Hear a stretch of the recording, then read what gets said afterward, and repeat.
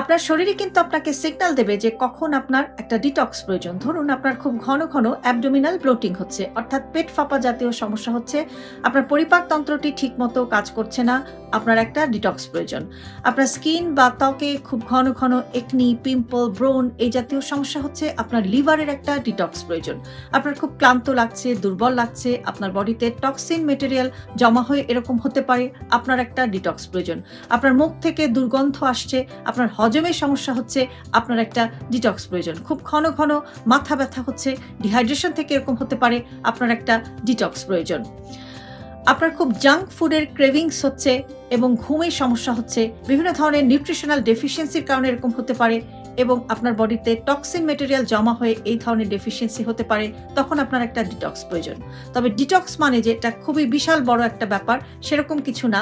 খুবই ছোট, ছোট লাইফস্টাইল চেঞ্জের মাধ্যমে আপনি কিন্তু এই ডিটক্সিফিকেশনটা করতে পারেন। কিরকমভাবে আপনি করতে পারেন সেটা হচ্ছে যে আপনি আপনার পানির ইনটেকটাকে, প্রতিদিনের পানির পরিমাণটাকে ৭ থেকে ৮ গ্লাস পানি প্রতিদিন পান করার চেষ্টা করুন। পানির পরিমাণটিকে ঠিক রাখুন।